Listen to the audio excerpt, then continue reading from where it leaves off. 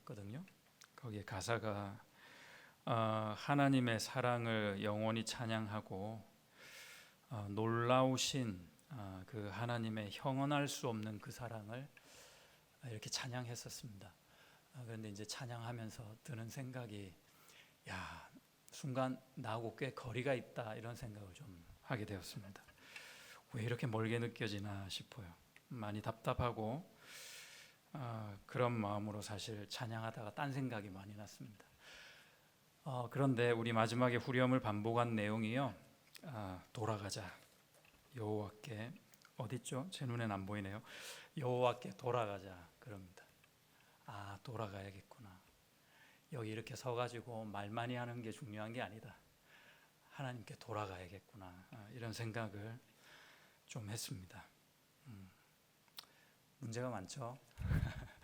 그래서 제가 오늘 좀 잘한 것도 있습니다. 뭐냐면은 제가 이렇게 설교 원고를 이렇게 쓰다가 다 써보니까 꽤 길이가 되는 거예요. 그래서 한 4분의 1을 딱 잘라가지고, 과감하게 잘라가지고 말하자면 버렸어요. 칭찬 받아야 될 일 아닙니까? 우리 옆에 분에게 한번 격려합시다. 참 잘하고 계십니다. 참 잘하셨습니다. 예, 얼마 전에 재미있는 소개를 하나 받았는데요, 좀 더 자신감이 있고요, 활력이 넘치고 행복한 지금을 만들 수 있는 3스텝이 있답니다. 제가 같이 운동하는 코치, 제가 배우는 사람은 아닌데 그분이 그러시더라고요. 첫 번째, 일단은 컵을 준비해가지고 컵에 물을 가득 따르라고 해요. 그 다음에 벌컥벌컥 한 번에 다 마시라고 합니다. 물을 많이 마셔야 된다는 거예요. 두 번째는요, 자세를 꼿꼿이 한 다음에, 그리고 숨을 깊이 들어 마셨다가 후 하고 내보시는, 그렇죠, 그렇게 해보시는 겁니다. 그 다음 세 번째는요, 바운싱, 이렇게 총총거리면서 생각을 하라는 거예요. 무슨 생각을 하냐면은, 내가 다가올 인생 중에 최고의 순간이 이런 순간이 있을 거야 라고 생각하고 상상을 해보라는 겁니다. 보기는 좀 우스꽝스러워도 제가 몇 번 해봤거든요. 이 효과는 굉장합니다. 여러분 한번 해보시면 좋겠습니다. 거기다가 그런 인생을 살 수 있게끔 작은 것들 하나하나 한번 실천해 보면 더 좋겠습니다. 누구나 자신이 바라는 인생이 있을 겁니다. 보통 사람이 바라는 보통 인생의 바람은요, 아마도 이럴 겁니다. 나도, 그리고 사랑하는 가족들도 병원 신세는 좀 안 질 정도로 건강하고, 그리고 가정에는 늘 잔잔한 웃음기가 맴돌고, 남들에 비해 크게 풍족하진 않아도 외식도 한 번씩 할 수 있고, 철 따라 이렇게 여행도 한 번 갈 수 있는 경제적 형편이면 좋겠고, 그리고 모든 관계, 모든 하는 일마다 좀 계속 이렇게 편안함, 그런 마음이 좀 지속 가능한 그런 삶, 인생, 꽤 괜찮다 싶습니다. 그렇게 평생을 살 수 있으면 보통 사람의 인생치고는 꽤 괜찮다 싶지 않으십니까? 그런데 오늘 본문에서는요, 어떤 해법이 제시되고 있냐면, 앞에 바울의 고난의 내용 때문에 그랬습니다. 바울이 뭐라 그랬냐면요, 빌립보 교회에게 니네들은 복음에 합당한 삶을 좀 살아야 돼, 이렇게 얘기했습니다. 그래서 그 해법, 그 대답으로 지금 2장 말씀이 1절부터 11절까지 쭉 나오는 거고요. 근데 말씀드린 이 보통 사람의 괜찮은 삶이 이게 복음에 합당한 삶이지 하기에는 좀 많이 부족합니다. 성도에게는요, 저를 포함한 우리 모두에게는요, 인생 위에 또 다른 인생이 있습니다. 거기에 터전이 있는데 그 터전이 교회가 아닌가 싶습니다. 교회가 불행하면 우리 인생도 불행해야 성도죠. 이건 되게 자연스러운 거예요. 이렇게 되자 이런 말씀이 아니라 자연히 그렇습니다. 여러분, 오늘 말씀을 쭉 읽어보셨는데 앞부분의 말씀을 제가 좀 인용해 볼게요. 이런 교회 여러분 어떻게 마음에 좀 드시는지 모르겠습니다. 이 교회는요, 글쎄 누가 잘못된 길로 가는 걸 보면은 사랑과 적당한 지혜로 권면을 해주는 교회입니다. 위로와 격려가 넘치고요, 건강한 영적 펠로우십으로 아주 서로 끈끈해요. 불쌍히 여길 줄 알고 용서에 구하며 서슴없이 서로 돕는 모습이 있는 교회입니다. 무슨 일을 하든 다 한 마음으로 그냥 뭉쳐지는 거예요. 뭐든지 그래요. 뜻이 합해질 수 있는 그런 교회입니다. 다투지 않고요. 허영이 없어요. 그저 겸손한 마음으로 서로를 귀히 여기고 서로의 이익을 내 이익보다 우선시 생각하는 그런 성도들의 모임입니다. 이런 교회에서 교제하고 섬길 수 있으면 참 좋겠죠. 얼마나 감사하겠습니까? 이런 교회가 우리 교회를 포함해서 아주 불가능한 건 아닙니다. 그런데요, 쉽지 않다는 생각도 동시에 듭니다. 왜냐하면 반대의 경우를 너무 많이 봤거든요. 그렇지 못한 모습을 나를 포함해서 우리가 너무 많이 서로에게 보여줬기 때문이 아니겠습니까? 예수를 믿노라 하는 교회에서 자신만을 주장하고 비방하고 편을 가르고 말로 범죄하고 그러는 잘못된 일들이 군데군데에서 시시때때로 이 사람 저 사람에게서 끊이지 않고 일어나고 있습니다. 부끄럽지만 사실입니다. 왜 이런 모습을 우리가 자꾸 보일까요? 왜 이러지 않으면 안 될까요? 좀 바로 가고 싶은데 이게 잘 안 되잖아요. 망각 때문입니다. 뭘 잊고 사느냐, 뭘 잊고 신앙생활 하느냐 하면은 교회에 본래 있는 사명입니다. 교회가 어떤 사명을 가지고 모이고 있는지, 일하고 있는지를 순간순간 망각하고 있기 때문일 겁니다. 교회는 흘러보내야 하는 사명이 있습니다. 꼭 가지고 보관하고 이렇게 해야 되는 것도 있지만 그것보다는 받은 것을 나눠주고 흘러보내야 된다는 거죠.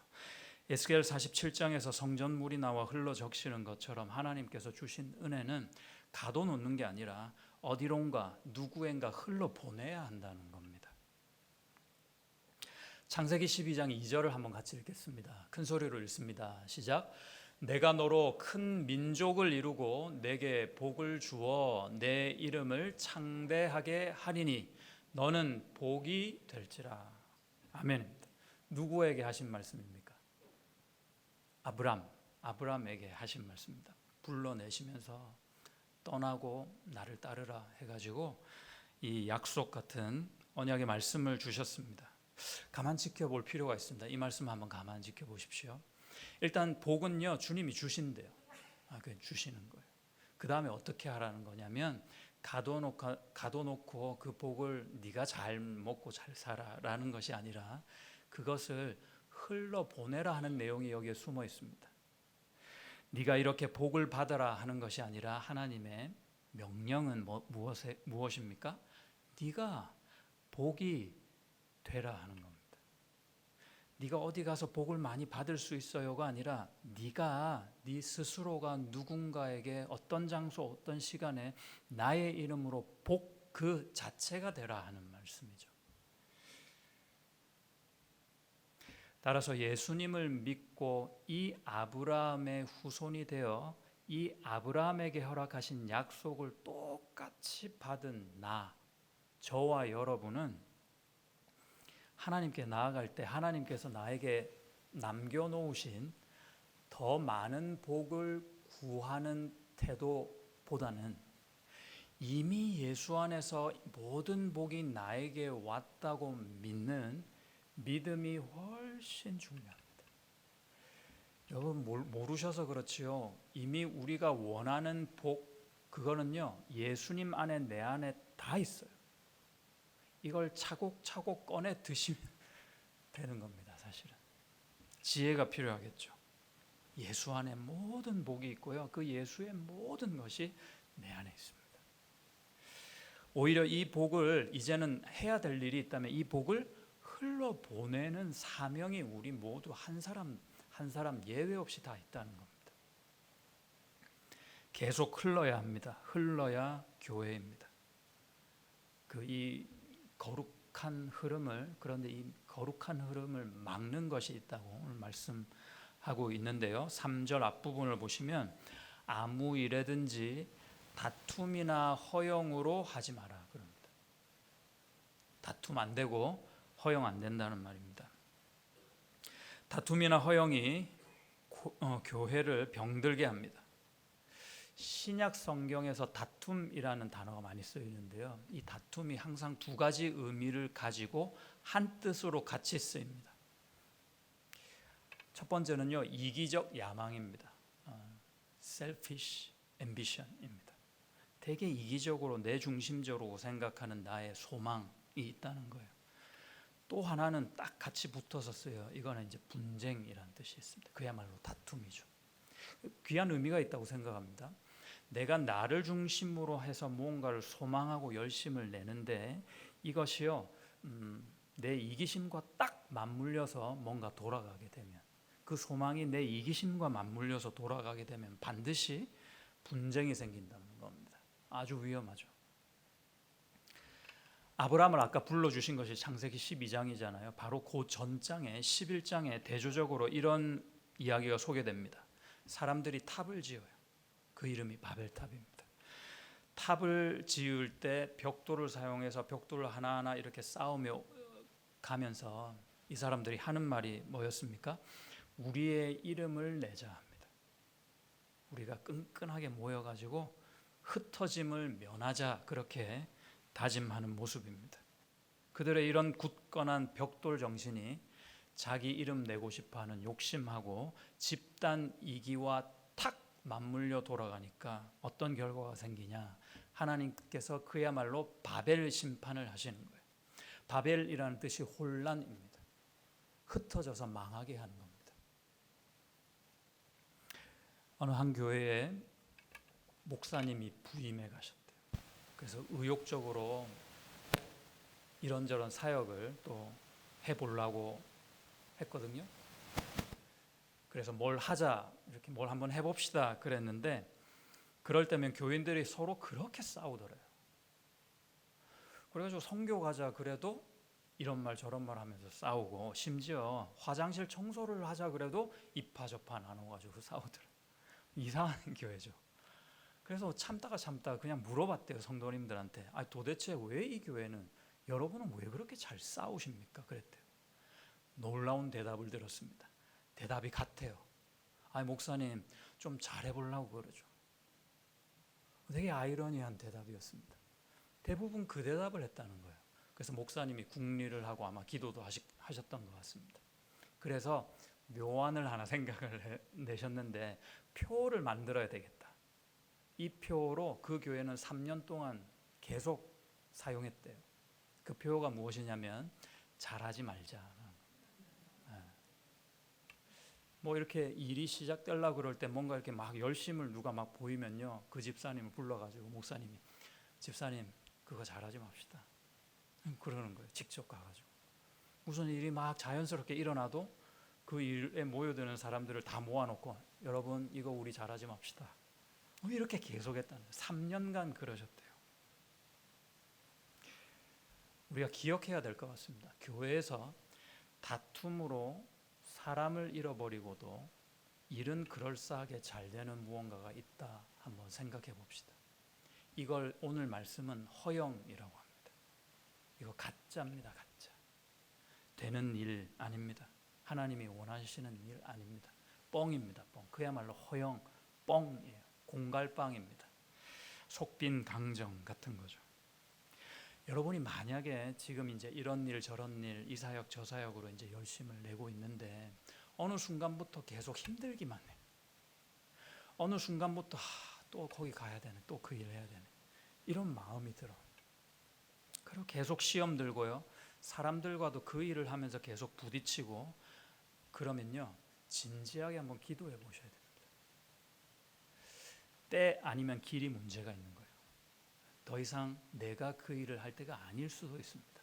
그리고요, 이 길이 정말 나에게 처음 부르신 그 길이 아닐 수도 있는 겁니다. 하나님의 일은 언제나 화평과 질서로 진행되고 마무리됩니다. 이 기준이 여러분이 일하실 때, 사역하실 때 명확해야 됩니다. 기준과 화평이 이 질서와 화평이 흔들어짐에도 불구하고 자꾸 일에 급급해서 뭔가 돌아간다, 이거 재고해 봐야 합니다. 결과 못지않게 우리 하나님께는 과정이 중요합니다. 보이는 것보다는 마음, 우리 중심에 우리는 반드시 더 진지해야 맞습니다. 그래도 뭔가 이런 어떤 연약함, 모자람, 부족함들이 좀 극복돼야 되고요. 돌파구가 좀 필요하거든요. 그 해법을 오늘 말씀은 한 단어로 겸손이라 증거합니다. 3절 4절 한 번 더 읽어보겠습니다. 3절 4절입니다. 시작. 아무 일에든지 다툼이나 허영으로 하지 말고 오직 겸손한 마음으로 각각 자기보다 남을 낮게 여기고 각각 자기 일을 돌볼 뿐더러 또한 각각 다른 사람들의 일을 돌보아 나의 기쁨을 충만하게 하라.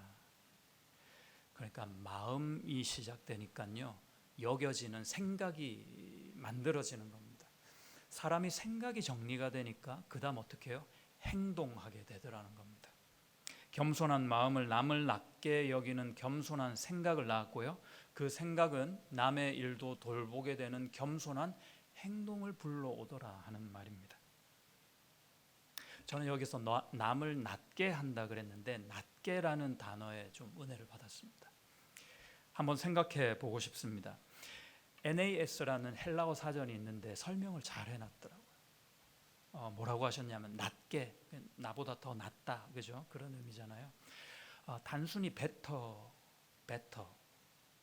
발음 이상하네요. better, 뭔지 아시죠? 영어입니다. 그 better, 그게 ability, 능력이라는 관점에서 better, 더 나은 게 아니래요. 그것보다는 value, 가치적인 측면에서 더 나은 사람으로 여겨라, 이 말이라는 거예요. 이게 너무 중요한 의미가 있어요. 뭐냐면 공동체에서요, 성도 개개인이 있지 않습니까? 이 개개인이 자기가 가지고 있는 자질이나 능력에 따라서 평가받아서는 안 된다는 뜻입니다. 그것보다는 이 사람이라는 자체, 존재의 가치를 바라봐야 성도다. 그 존재적 가치를 서로 인정해 주는 것이 성도 안에서 일어나야 하는 사랑이다, 섬김이다, 이제 이런 뜻이라는 겁니다. 예를 들어서는요, 우리가 혼잣말로 또는 이렇게 서로 이렇게 얘기하면서 야, 저 사람은 진짜 도움이 안 된다. 저 사람 때문에 우리가 다 지금 손해보고 있는 것 같다. 그렇게 생각이 되어도 야, 그래도 저 사람이 나보다는 낫지 하고 생각해야 하는데 그 이유가요, 그 사람의 자질이나 능력 때문이 아니라는 겁니다. 그 사람이 좀 모자라도 저 사람은 나보다 낫지 여겨야 하는 이유가 그 사람의 밸류, 존재적 가치 때문이란 거예요. 도대체 그 사람은 그러면 어떤 가치가 있을까? 오늘 말씀에 나옵니다. 그 사람은 예수께서 겸손할 만한 가치를 가지고 있습니다. 한 공동체 안에서 누구나 이 가치가 있어요. 저 보잘것없는 형제가 도대체 얼마나 가치가 있길래 예수님께서 하늘 보좌를 버리셨을까? 오늘 이 말씀입니다. 이 자매가 얼마나 대단하기에 왕이신 예수님께서 종이 되시고 그것도 모자라서 십자가에 죽기까지 하셨을까? 좀 궁금해하라는 말씀입니다. 여러분, 이렇게 언뜻 보니까 쌍쌍이 잘 앉으셨는데 옆 사람에게 한번 선포하십시오. 처음에 이제 반말로 시작해야 됩니다. 저를 보지 마시고 한번 해보십시오. 네가, 좀 쑥스러우시죠? 하면 되게 재미있습니다. 네가 참 대단합니다.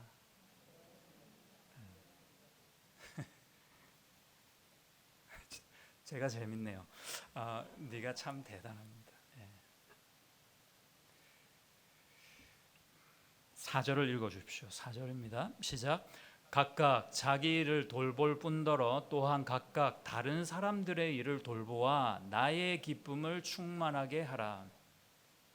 내 이익만 추구하지 말고 다른 사람 이익을 먼저 생각하자, 이런 겁니다. 그렇게 했을 때 그 다음에 한번 보시면요, 누구의 기쁨입니까? 여기서 나의 기쁨이라 함은, 섣불리 하나님 하시면 안 돼요. 여기는 바울입니다. 바울. 내 기쁨을 충만하게 하라라는 뜻입니다. 빌립보 교인들이 서로를 위할 때 나의 기쁨이 충만하대요. 예. 충만하다는 말은요, 다른 것으로는 이제 더해질 수 있는 여기 위에 공간이 없는 거예요. 그냥 차고 넘치는 것 아니겠습니까? 너무 기쁘다는 거예요. 더할 나위 없이 기쁘다는 거예요. 바울이 그 사람들이 서로 위해 주는 모습을 보니까 그렇다는 거예요. 근데 여러분 가만히 그 내용을 생각해 보면 이거는요, 어떤 그룹의 리더가 가질 수 있는 마음이라기보다는 느낌상 이거는요, 자녀들에 대해서 가질 수 있는 부모의 마음 같습니다. 바울은 실제로 스스로를 아비의 마음이 있다 하기도 했거든요. 아비인 겁니다. 부모는요, 부모됨으로 자녀를 사랑한다 하는 말도 있지 않습니까? 제 경험에도요, 어떤 자매가 처녀 때 이렇게 가만히 보면 그렇게 새침거리고 뭐 자기만 알고요, 뭐 이렇게 꾸밀 줄만 알았던 그 자매가 결혼을 하고 애를 이렇게 낳았거든요.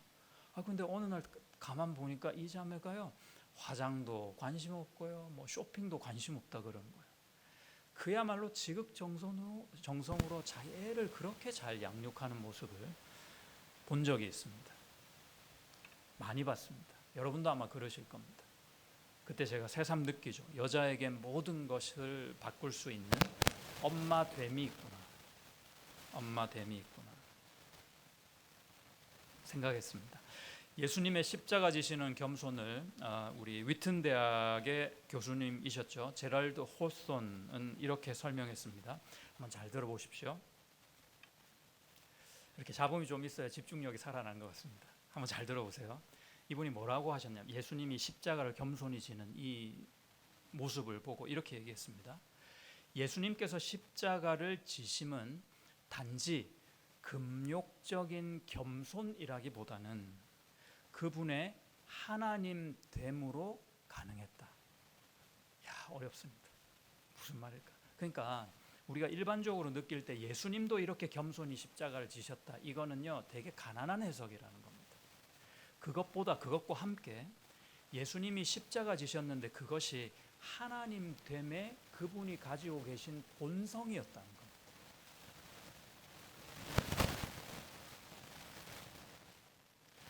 예수님은 종으로 섬기고자 하는 참을 수 없는 속성이 있었다. 그런 하나님 됨이 갖추어지셨다 하는 말씀입니다. 사도 요한이 그래서 하나님을 딱 한 단어로 표현할 때 이렇게 말씀하셨습니다. 하나님은 무엇이다? 사랑이다. 무슨 말이냐면 하나님은 사랑하지 않고는 버텨낼 수가 없는 신이시다라는 겁니다. 하나님은 용서하지 않고는 견딜 수 없는 그런 분이시다라는 겁니다. 그분이 예수 그리스도십니다.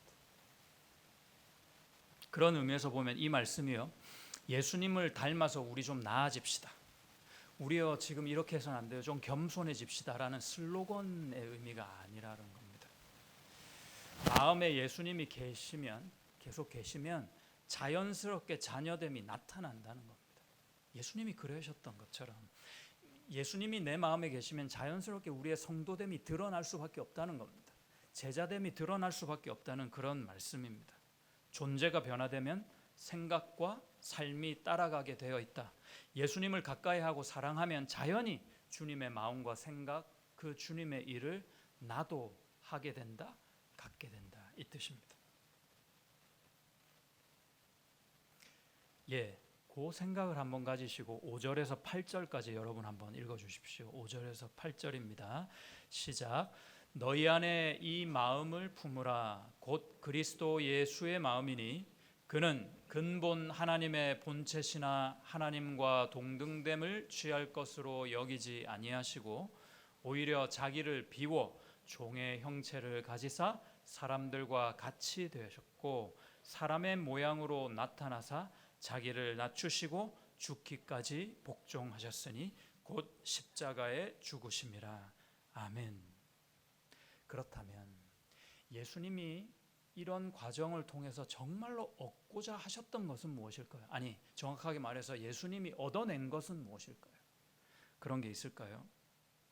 9절에서 11절 속에서 또 한번 찾아보시면 좋겠습니다. 9절에서 11절입니다. 같이 읽겠습니다. 시작.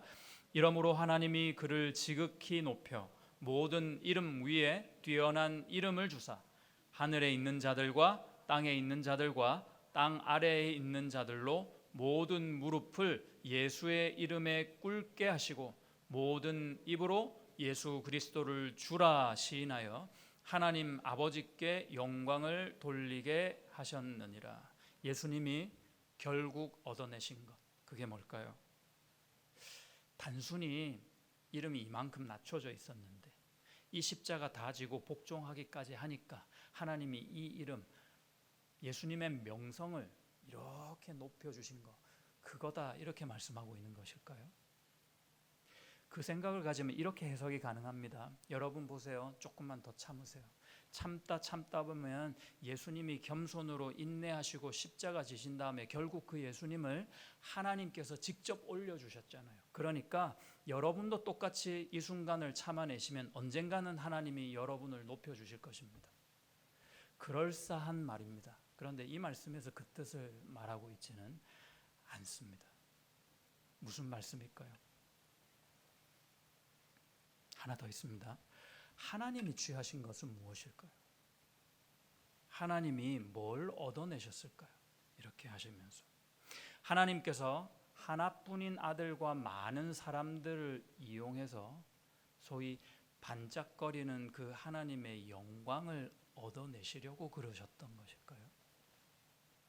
오늘 말씀에서 보면요, 분명 하나님을 아버지라고 말하고 있습니다. 하나님 아버지께 영광을 돌렸다 그러잖아요. 예수님이 그렇게 하신 거거든요. 여러분, 상식적으로 세상에서도 어느 아비가 자식을 죽인 값으로 자기가 쓸 왕관을 마련하고 취할 수 있단 말입니까? 말이 안 되는 거죠. 하나님은 영광을 요구하신 적이 없습니다. 예수님은 당신의 이름을 높여야지라고 추구하시거나 생각하신 적도 없으셨을 것입니다. 비유적으로 한번 말씀드릴게요. 하나님께서 이렇게 죽음의 늪을 거닐고 계셨어요. 이렇게 거닐고 있었어요. 그랬는데 그 늪 속에서 빠져들고 있는 아들 예수의 머리가 보인 겁니다. 그래서 급하게 살려야겠다는 생각으로 힘을 다해서 그 아들 예수를 붙잡아 가지고 늪 바깥으로 이렇게 끌어내셨습니다. 그런데 예수님만 이렇게 나온 걸로 보였는데 그게 아니라 마치 여러분 감자캐 보신 적이 있으신지 모르겠는데 감자에 보면 이렇게 감자가 한두 개가 뿌리에 쫙 이렇게 매달려 있잖아요. 예수님을 밑으로 해가지고 저와 여러분 포함해서 성도들이 교회들이 막 주렁주렁 매달려서 끄집어 이렇게 내줬다는 거죠. 그렇게 살았다는 겁니다. 하나님은 예수님만 구원하십니다. 예수 아니고는 하나님이 구원하실 만한 사람 존재는 이 세상에 존재하지 않기 때문입니다. 하나님은 오직 아들 예수를 통해 나를 살리려고 하시는 거죠. 왜냐하면 이 죄인에게는요, 우리들에게는 도무지 찾을래야 찾을 수 있는 답이 없기 때문입니다. 그래서 하나밖에 없는 아들 예수를 죽이면서까지도 나를 사랑하신 겁니다. 하나님께로부터 나온 그 사랑이, 예수님의 그 희생이 우리에겐 구원이라는 은혜가 된 것입니다. 그러니 우리가 볼 때, 우리 편에서 볼 때 예수님의 이름이 모든 이름 위에 뛰어난 이름이 된 거죠. 또 그 감사를 도저히 우리 말로는 표현할 수가 없거든요. 그래서 뭐라고 했을까요? 하나님께 영광을 돌립니다 한 겁니다. 예수를 신앙하는 여러분, 저와 여러분이 내 자신만을 위해서 인생을 산다, 그것만큼 미련한 일이 없습니다. 그것만큼 나중에 정말로 통곡하며 후회할 일이 따로 없을 겁니다. 그렇다고 내 주위에 특정 누군가를 바라보자, 사람을 보자, 그런 말씀도 못 드립니다. 답이 안 되기 때문입니다. 여러분, 우리는 이 예수님을 늘 기억하십시다. 그분께 좀 더 가까이 갑시다. 더 친해지자고요. 그분을 닮아가십시다. 주님께 이렇게 때를 써보는 것도 참 좋다 생각합니다. 주님, 제 마음이 더 주님의 마음이 되게 하소서. 우리 모두의 마음이 좀 더 주님의 마음이 되게 하소서. 이것이 저와 여러분 모두의 겸손한 기도가 될 수 있기를 그 예수님의 이름으로 축복합니다. 아멘. 기도하겠습니다.